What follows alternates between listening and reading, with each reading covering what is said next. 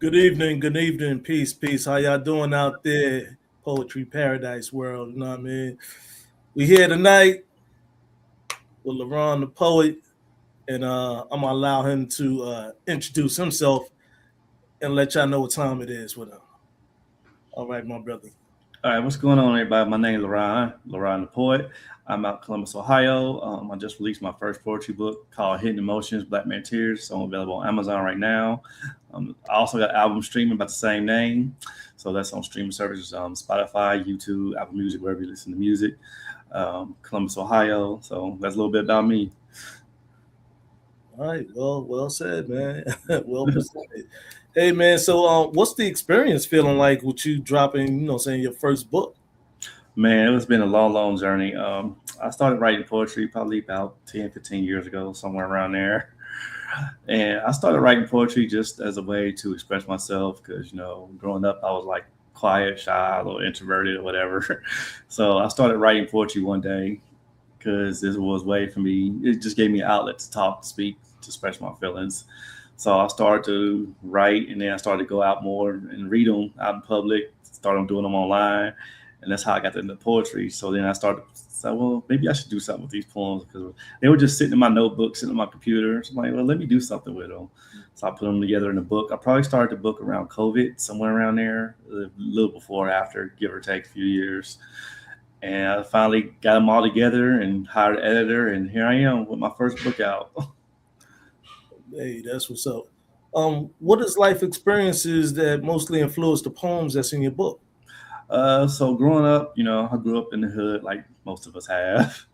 So saw a lot of my friends go to jail, so get jail, death on the streets, selling dope, whatever the case might be.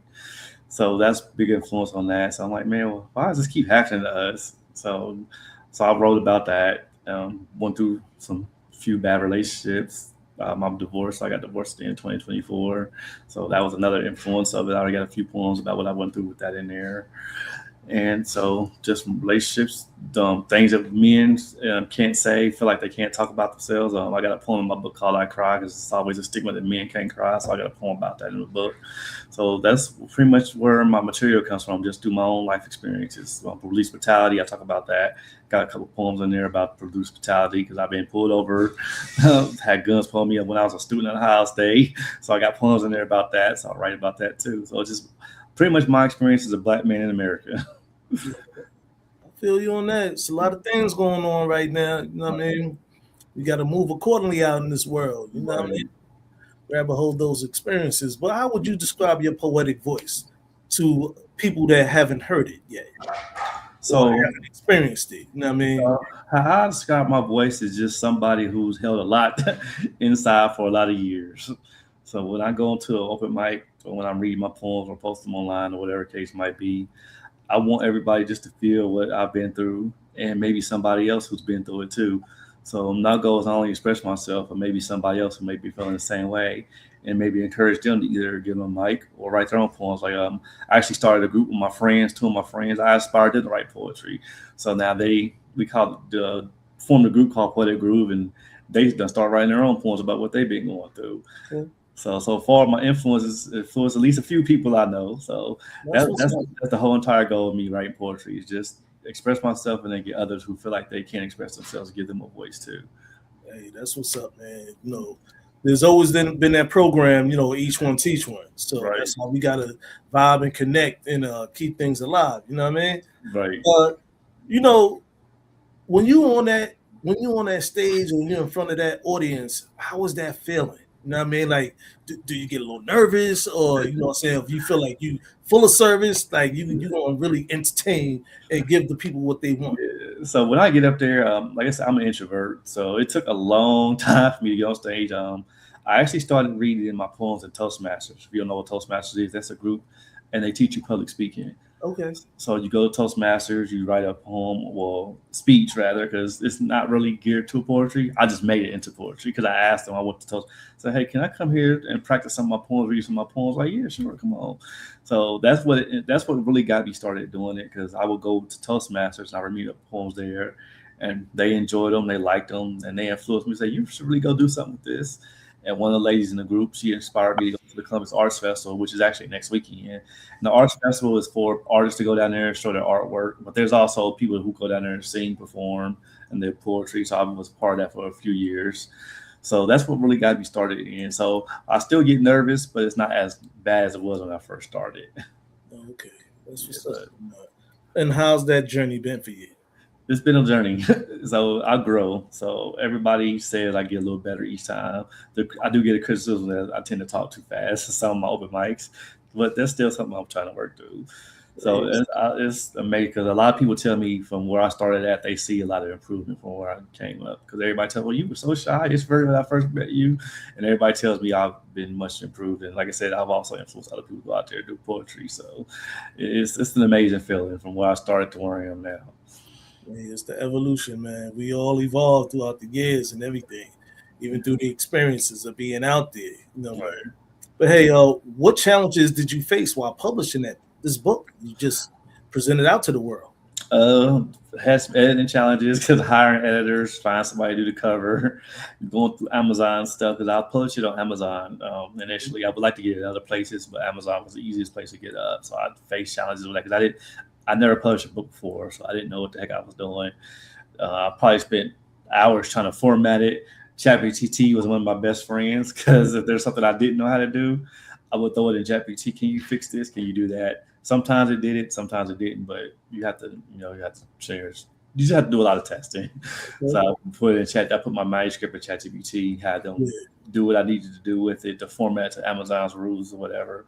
Because sometimes they would tell me, "Oh, this is wrong or that's wrong, it's not the other." But luckily, when you do get up on Amazon, you can order some author copies or some test copies. So that way, when they send me a few test copies, I'll say, "Okay, this looks good. Is this how I wanted it to look?" So it was a challenge, but hopefully my next time it'll be a little bit better because I've learned a lot on my first one. It's an experience, man. You know what I'm saying? I went through the ins and outs. I mean, not using the GP, but I mean just starting off in the beginning. Everything is process, man. You get better as you go along over time and years, man. So I'm still on my magical journey myself. Right. You know what I'm saying?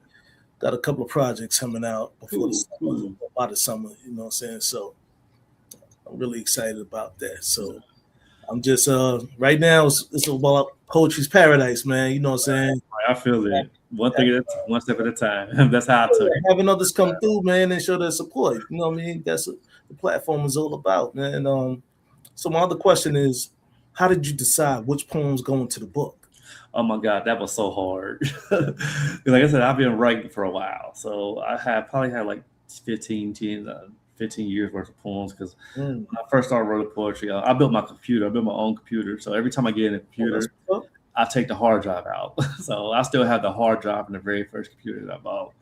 So I went back to that hard drive, hooked it up to my the computer that I built. I went through and oh my God, I forgot about this poem. I forgot about that poem.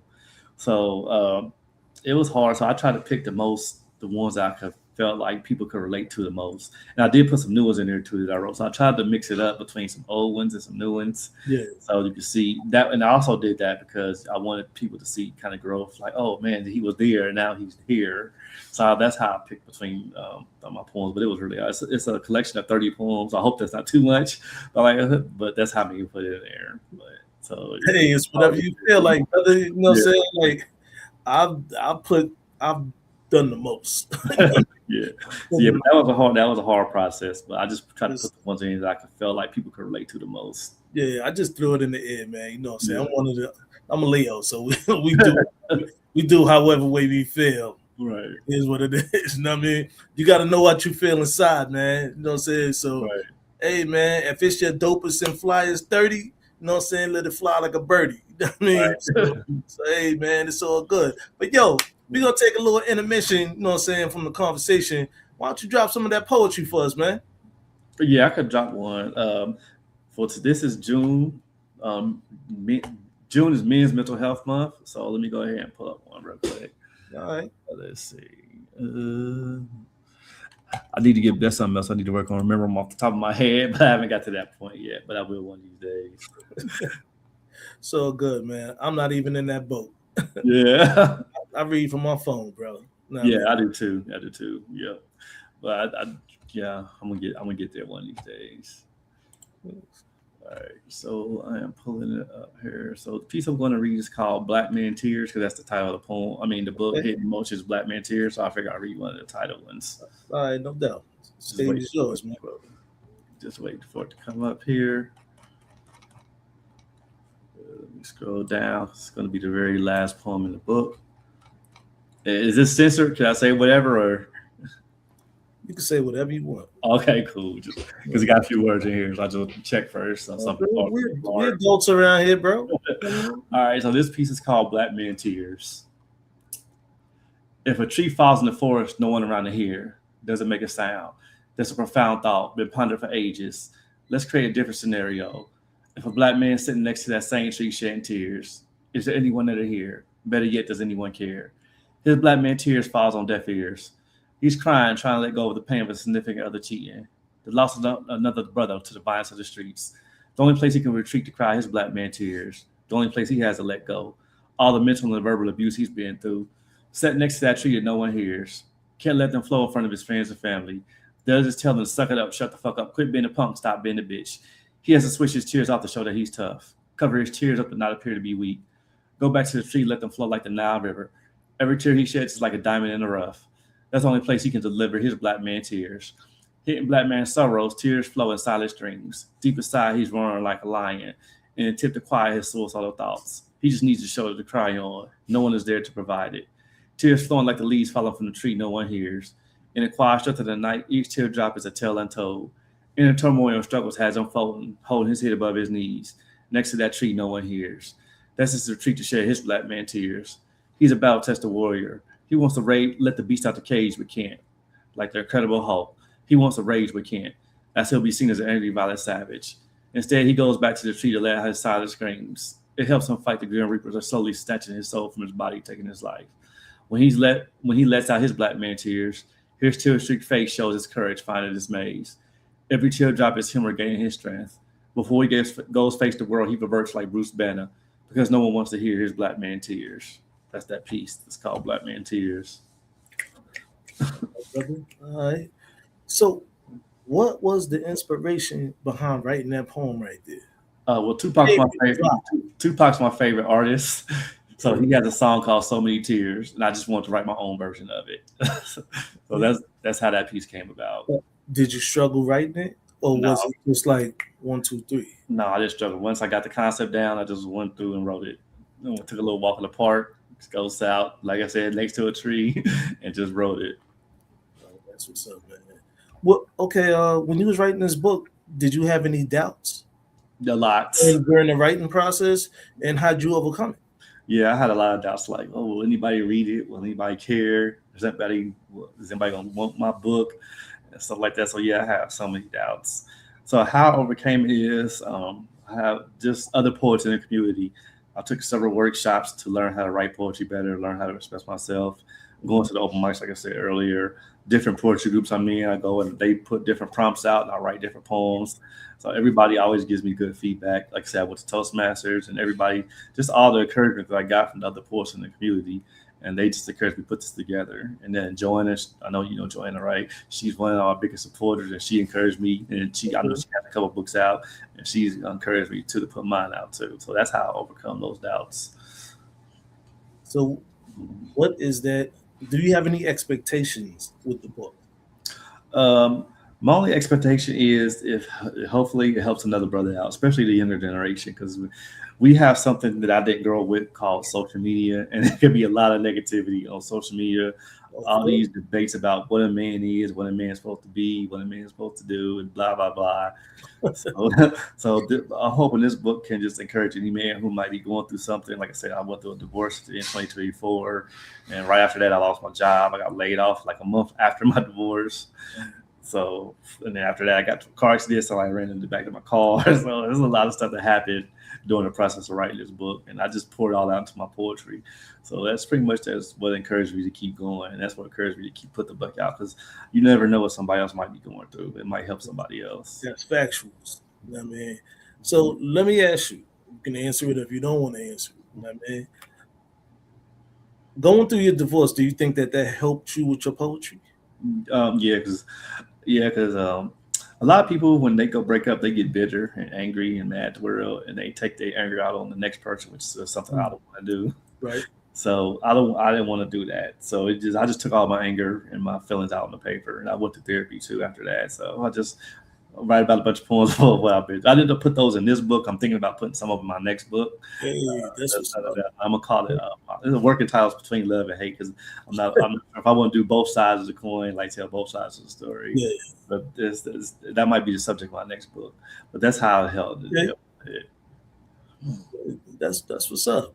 Well, how do you balance your writing from personal truth while protecting your privacy? I start out on a notebook, so a I pen. mean, is there any filter like getting too personal, or just wanting to keep some things private? You know what I'm Oh, saying? When you write, um, I or you just don't care. You just like, yo, I'm gonna put it in. I just don't really care, honestly, because I feel like a lot of stuff that I've been through, most I just write about it, and I just feel like somebody else might need to hear it. So Hey, that's what's I, up. I just got to go tell my story. Like the reason why I got divorced because I went through abuse. So, and that's something that men don't talk about. A lot of men don't talk about going through abusive relationship. Usually, when you hear about abuse, you think about men abusing the woman, but you don't ever hear about it the other way around.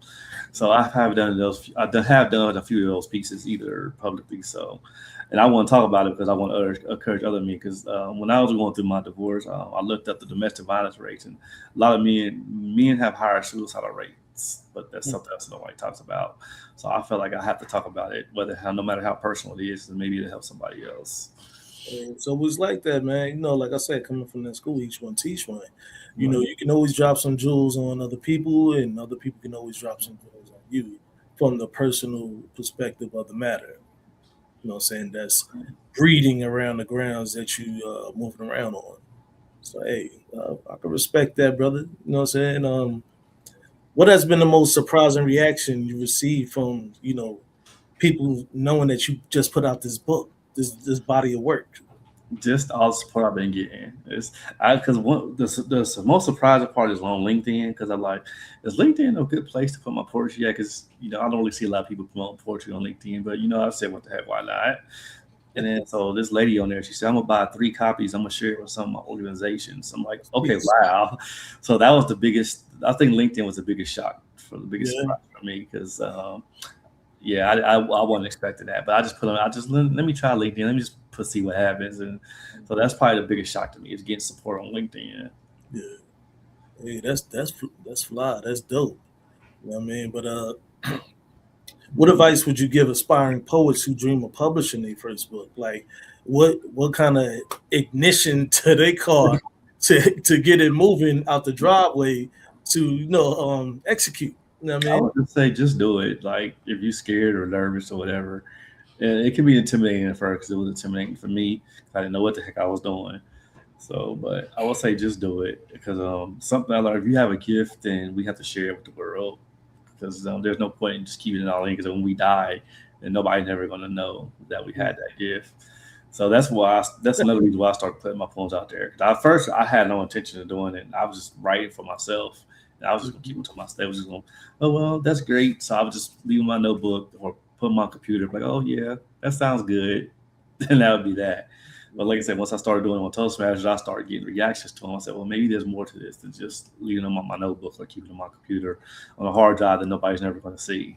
And if I pass away, nobody's never going to know. So I would just say, just do it, just go after it. And you never know what might happen.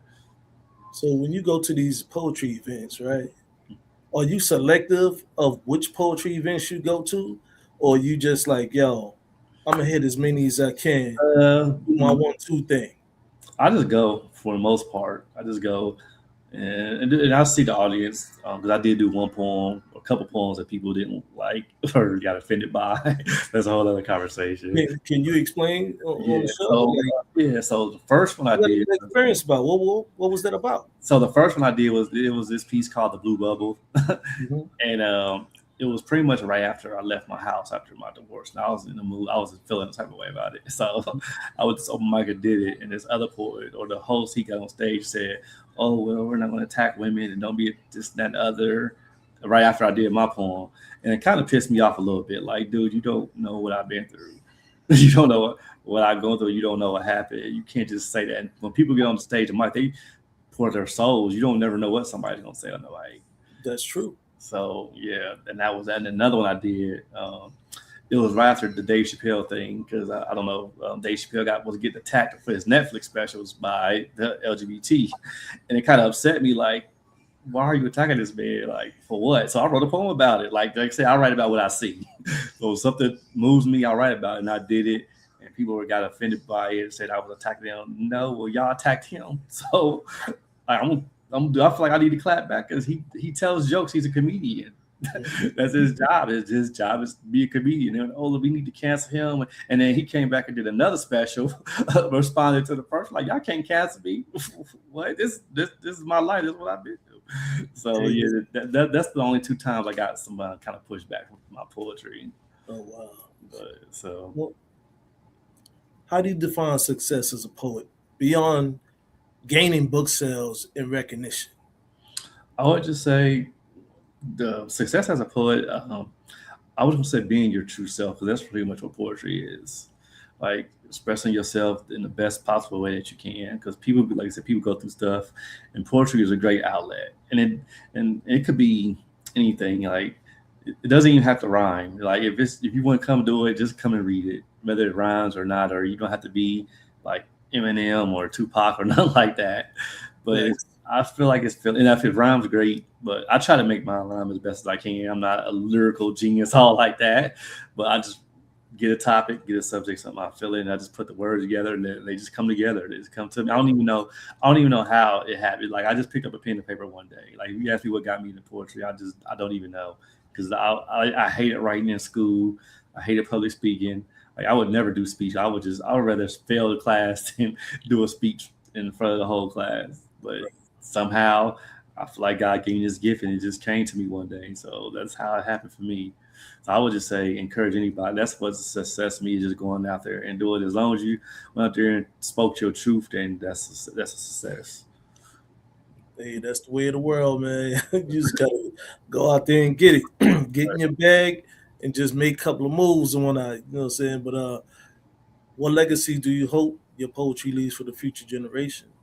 For the future generations, I just hope that it teaches that the younger men, that they don't always have to be tough. They don't have to hold their emotions in. They don't have to always act like the bad guy or stuff like that. They can express themselves without having their manhood attacked. They can cry, they can show emotions, and still be manly or still be a man. So that's what I hope the younger generation gets from my poetry. If your poetry could speak directly to the world for 1 minute, what do you feel like it would say? I think it would say like he was him. Like he spoke his truth, and that would be that. That's what I would say. He just spoke his truth. So like a Annie up moment. Yeah.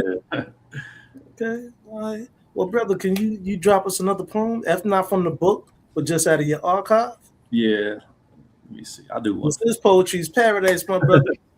We get loose and get busy up in here. Yeah. You know what I'm saying? No tension on your behalf, but you know, hey man, we got you here. Let me do. Let's see. I'm gonna do this piece called Rain. Let me go find it. It'd be quicker if I search.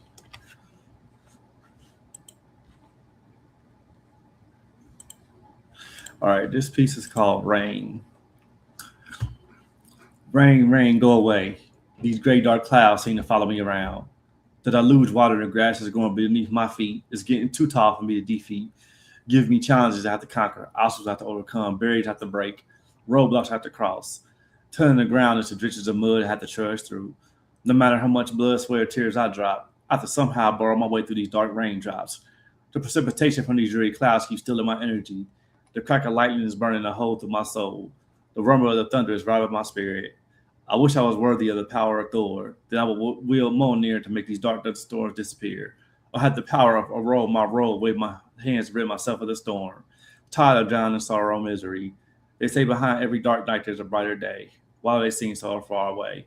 I had no more tears to cry. The clouds stole them all. We cycled them into more rainfall. I'd still fight to get through this plight. No matter what, though, it seems to be no end in sight.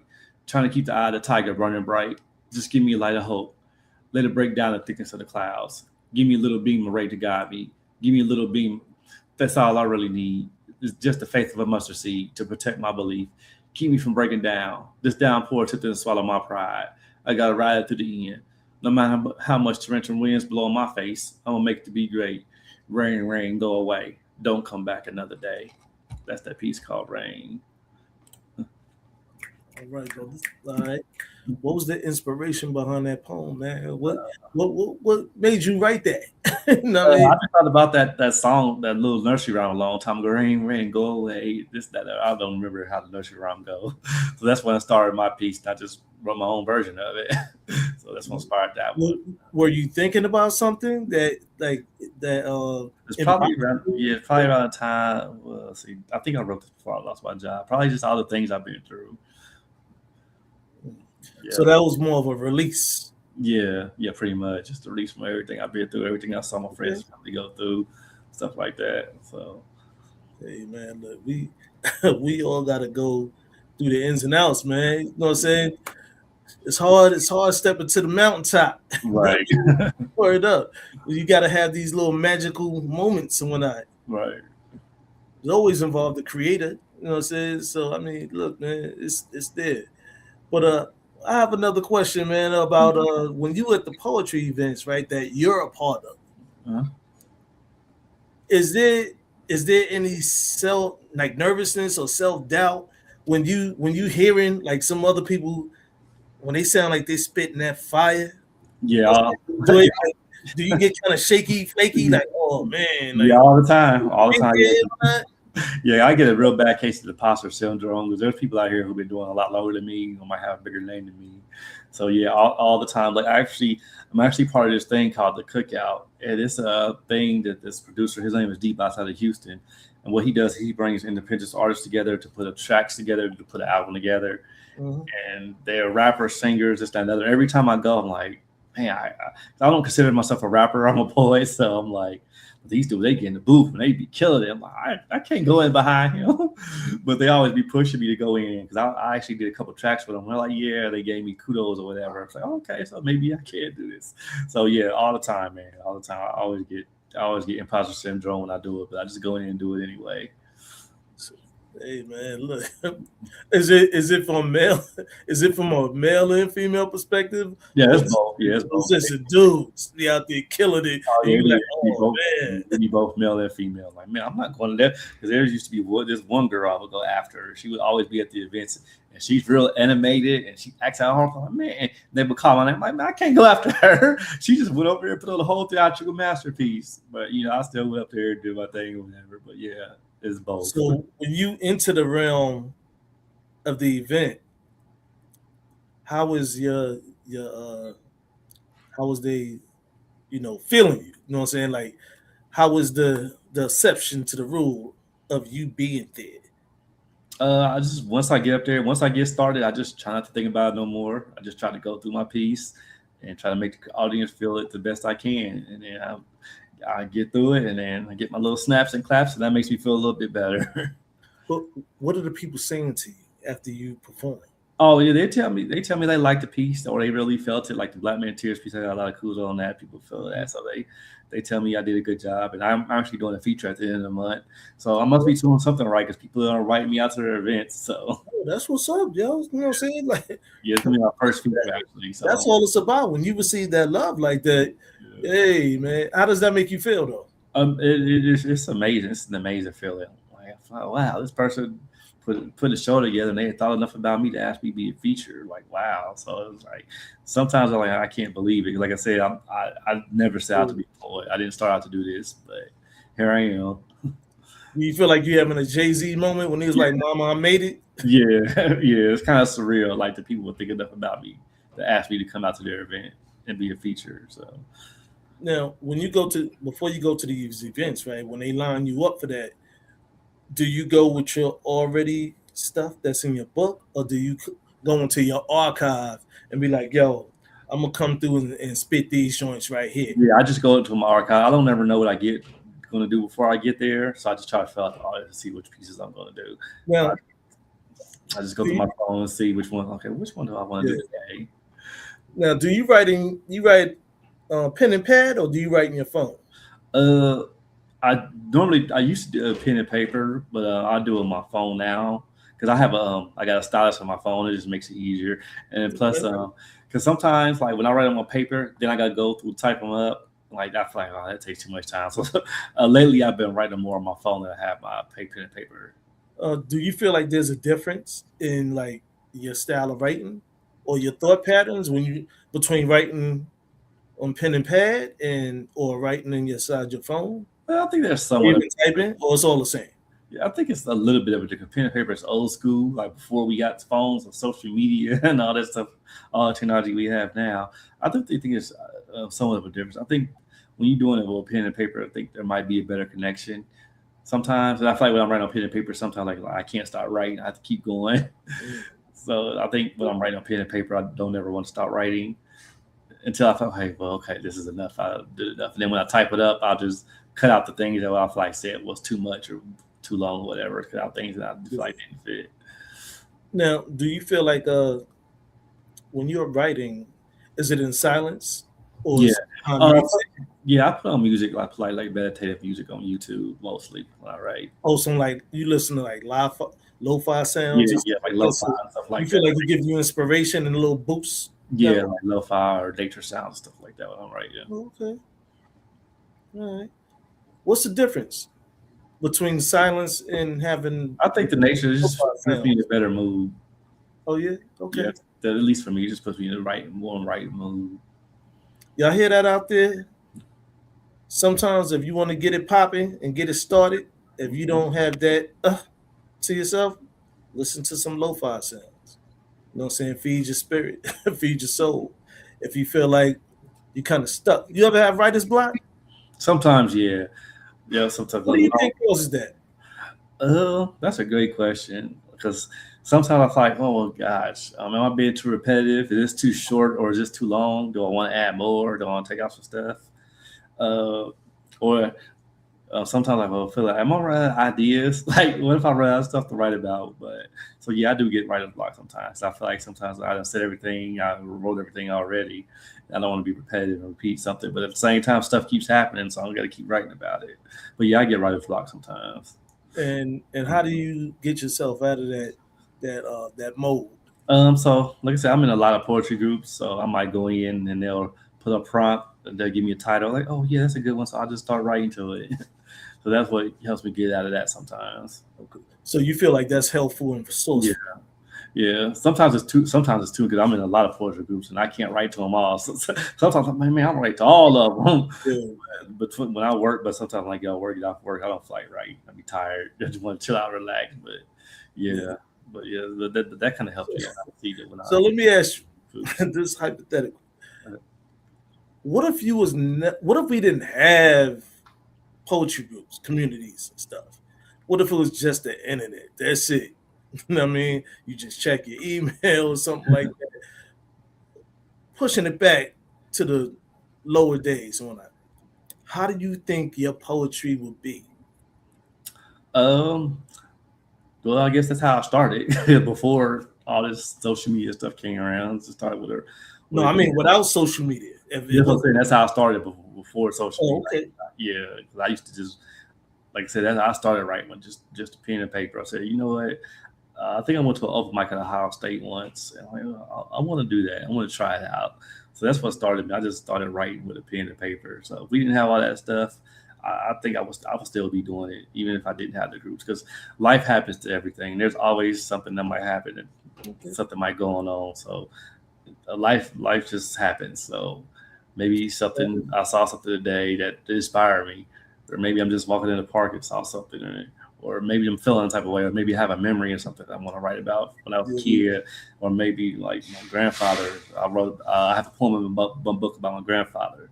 So I would just draw on just my past experiences if I didn't have internet, social media, or whatever. Yeah. That's what's up, though. That's what's up. So, what do you look for in the future right now? So currently, I'm just keep trying to push the book that I got out. So try to strike the iron while it's hot. So I'm gonna keep trying to promote that. We got an event coming up on the 26th with the producer I told you about earlier. So I'm trying to get in the studio. Because I do have, like I said, I do have 2 albums streaming, but I haven't. I only did that one time, so I might. No, I'm not gonna say I am gonna get back in there and try to get some tracks recorded to get that whole album out. Try to get that done. So that's gonna be my next move. That's what's up, man. That's what's up. And what's the recording process like when you putting these albums out on streaming? So yeah, that's a whole different process because I don't like. I wrote to lo-fi music because I'm not really a rapper or artist, so it's hard for me to write to an actual beat. so so when I did my albums, I would just write my poems, and then the producer I worked with, I recorded my poem, and he would just put the beat that he felt like would fit the poem. Okay. So when I go to the studio, there's all the artists gonna be there, so I'm gonna try to go off their vibe. They usually come up with a topic or a subject. Now I'll try to write to that. So I haven't got to that part yet where I can actually write to a beat like a rapper would. So that's gonna be my next process. Hey man, congratulations. Salute to that, man. You know, sounds like you're doing some big things out here, man. Yeah, I'm trying to. Proud of yourself, aren't you? Yeah, a little bit. I don't know. You seem like you feel like you're sitting on top of the world right now. You got the album streaming. You got the books gleaming out there. Yeah. Well, say, hey man, can't wait to go get my copy and whatnot, man. You know. Thanks, man. I appreciate it. You know what I'm saying? Like word. When they told me about you, I was like, all right, say I checked you out on a couple of people I'm live and associated with. Yeah. They was like, yeah, the dude is nice. You know what I mean? Like, yo, he good brother and everything like that. So I was like, yo, I'm gonna have him come through when I, like I come from the school of each one teach one. Right. So when you fly with some other people and they fly with other people, you know what I'm saying? Poets make the world go round. Right. You know what I'm saying?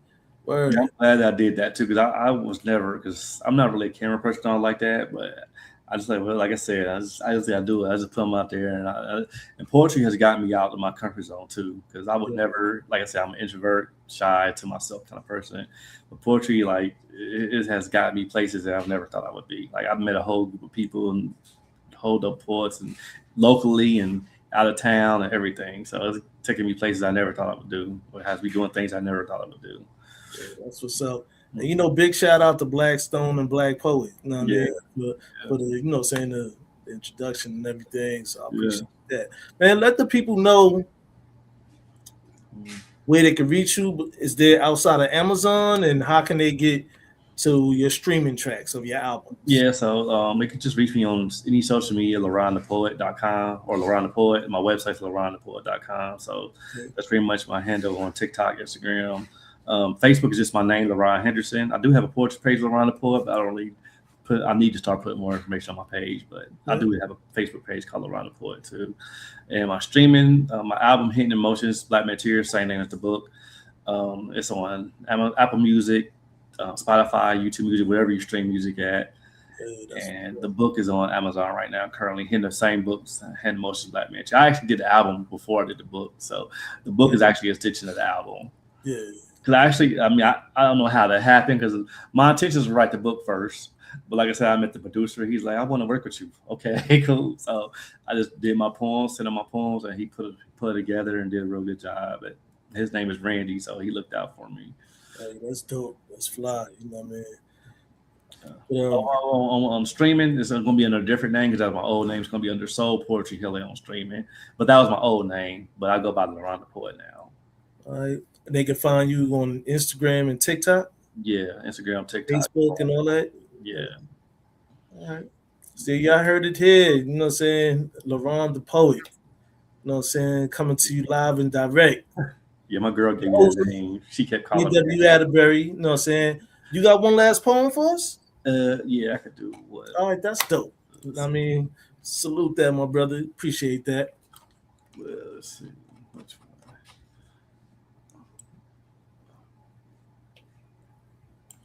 Let's see which one I want to do. Oh, I'm gonna do the title piece. Why not do the title piece of the book? That's called Hidden Emotions.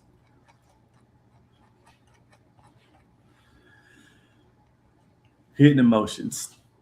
I get asked often, why you so quiet? Why you so shy? Why you so laid back and reserved? Why you such an introvert? Why you ask me, do you really want to know? It's because I don't want to show any signs of weakness. Honestly, when I speak in front of people, I get nervous. I keep everything buried deep inside. It's my hidden emotions that me, myself, and I keep a hold to. They stay buried closely with a lock and key, like lost hidden pirate treasure. Don't put too much pressure on me to up and let go, or try to get me to open up.